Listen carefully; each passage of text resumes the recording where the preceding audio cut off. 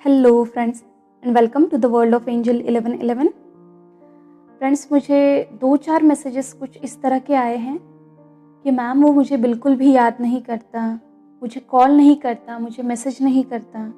तो देखिए, जो फेमिनाइंस अभी इस एनर्जी में हैं, राइट, जो फेमिनाइंस के मन में अभी इस तरह के थॉट्स आते हैं, तो आपको अपने ऊपर बहुत काम करने की ज़रूरत है, ठीक है? क्योंकि आप अभी बेसिक स्टेज पे हैं। आपको अपनी इस एनर्जी से, अपनी इन एक्सपेक्टेशंस की इश्यूज से उभरने की बहुत ज़रूरत है। देखिए, नॉर्मली हम इस जर्नी में ये बातें सुनते ही हैं कि जो डीएम है वो हमें प्रायोरिटी नहीं दे रहा है, राइट? वो अपनी फैमिली को या फिर कार्मिक्स को ही प्रायोरिटी दे रहा है। और ऐसा क्यों होता है, कभी सोचा है आपने? और अगर आप थोड़ा गौर करोगे तो आपको समझ आएगा कि कहीं ना कहीं आप खुद को प्रायोरिटी नहीं दे रहे हो, कहीं ना कहीं आप खुद की वैल्यू नहीं कर रहे हो। इसीलिए वो आपको एग्जैक्ट मिरर कर रहा है, वो आपको मिरर दिखा रहा है कि आप ही खुद को प्रायोरिटी नहीं दे रहे हो, तो मैं आपको प्रायोरिटी कैसे दे सकता हूँ। वो ऐसे बिहेवियर से आपको आपका जो इशू है उसे दिखाने की कोशिश कर रहा है। चलिए एक एग्जाम्पल आपको देती हूँ ताकि और डिटेल में आप इसे समझ पाएँ। देखिए, आपने कभी नोटिस किया है कि आपके बबल फेज़ में, यानी कि आपका जो कम्युनिकेशन हो रहा था, जिस टाइम पे आपकी चैट हो रही थी या फिर बात हो रही थी, ठीक है? तो उस टाइम पे जब भी आपके डीएम का मैसेज आता था, राइट? या फिर कॉल आता था, और उस कॉल के या फिर मैसेज के टाइम पे आप अगर कोई आपका इम्पोर्टेंट काम कर रहे थे, राइट? तो आपने ऐसे टाइम पे क्या किया? वो अपना जितना भी इम्पोर्टेंट काम है, राइट, उसको साइड में छोड़ के आप उनको रिप्लाई करते थे या फिर आप उनका कॉल उठाते थे, है ना? तो यहाँ आपने क्या किया कि आपका जो खुद का कुछ इम्पोर्टेंट काम आप कर रहे हैं, राइट, भले वो किसी ही बारे में हो, आपने उसे निगलेक्ट करके अपने सामने वाले को प्रायोरिटी दी, है ना? और यही सिचुएशन आपको दिखा रही है कि आप खुद को कहीं ना कहीं निगलेक्ट कर रहे हैं। आप सामने वाले को खुद से ज़्यादा प्रायोरिटी या फिर वैल्यू दे रहे हैं। आप खुद की वर्थ को नहीं पहचान रहे हैं। और यही होता है मेन हमारे सैक्रल चक्रा का इशू। देखिए, आपने ये चीज़ भी नोटिस की होगी कि आपका जो डीएम है, राइट, आप उनको मैसेज करते हो या फिर कॉल करते हो, तो वो क्या करते हैं? वो इमिडिएटली आपके मैसेज का या फिर कॉल का रिप्लाई नहीं करते, है ना? कभी कभी घंटों लग जाते हैं, कभी कभी दिन लग जाते हैं उस मैसेज का या फिर कॉल का रिप्लाई करने में। तो वो इस टाइम पे क्या कर रहे हैं? वो उनके काम को प्रायोरिटी दे रहे हैं या फिर उनके फैमिली को, उनकी कार्मिक को प्रायोरिटी दे रहे हैं बजाय आपके, है ना? और अब तक मैंने ये नोटिस किया है कि इस जर्नी में करीब 80 to 90% जो फेमिनाइन है, राइट, उनका सैक्रल चक्रा में मेजर ब्लॉकेज है। और ये ज़रूरी नहीं है कि ये जो ब्लॉकेज है ये उनके कर्मास की वजह से है। ये डेफिनेटली एंसेस्टर्स के कर्मास से भी आया है, ये ब्लड से भी और डीएनए से भी आता है। और इसका रीज़न पता है आपको क्या है? हमारा जो इंडियन कल्चर है ना, उसमें हमेशा फेमिनाइन्स को सैक्रिफाइस करना पड़ता है। अगर आप हमारी मम्मीज़ या फिर उनकी मम्मीज़ को देखें तो आप ये नोटिस करेंगे कि उनकी लाइफ जो है उन्होंने कभी जी ही नहीं।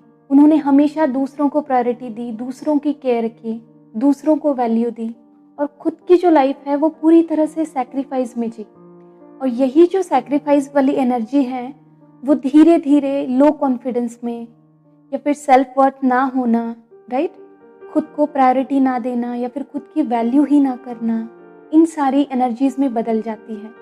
और ये उनको पता भी नहीं चलता क्योंकि वो अपने इस जीवन में, अपने इस सैक्रिफाइस में पूरी तरह से बह जाती है।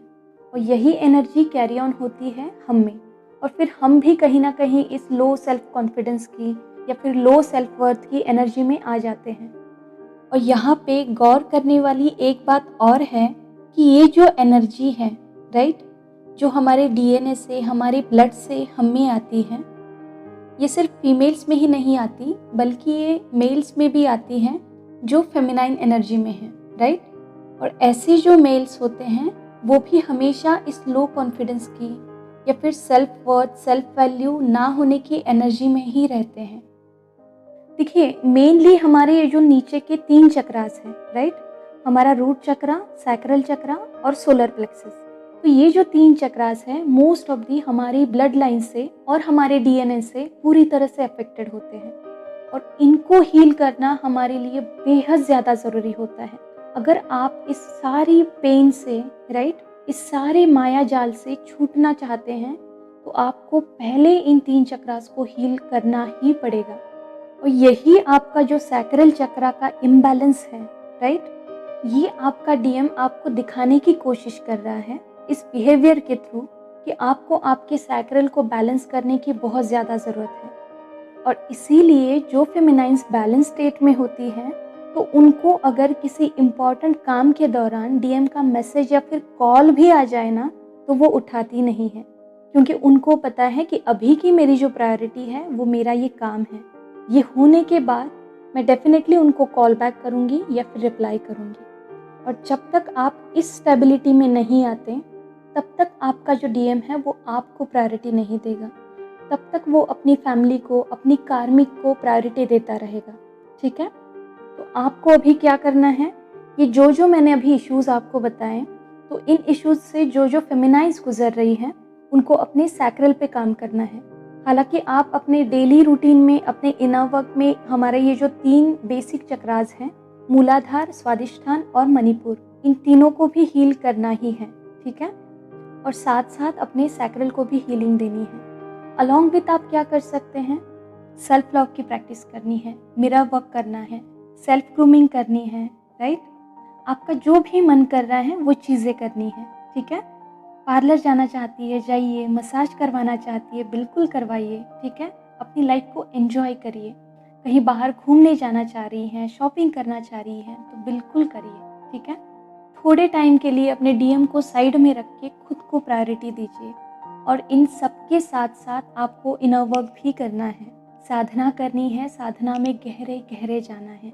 जितना आप साधना में गहरे जाएँगे, उतनी आपकी हीलिंग जल्दी होगी और उतनी आपके डीएम की भी हीलिंग होगी। ठीक है? तो अगर आप चाहती हैं कि आपका जो डीएम है वो आपको प्रायोरिटी दे, तो आपको पहले खुद को प्रायोरिटी देना सीखना होगा। ठीक है? तो चलिए, आज के लिए इतना ही। खुद का ध्यान रखिए, खुद को सेफ रखिए। God bless you all of you. Deep thanks to reiki angel, doctor Mikao C and all holy masters. Thank you.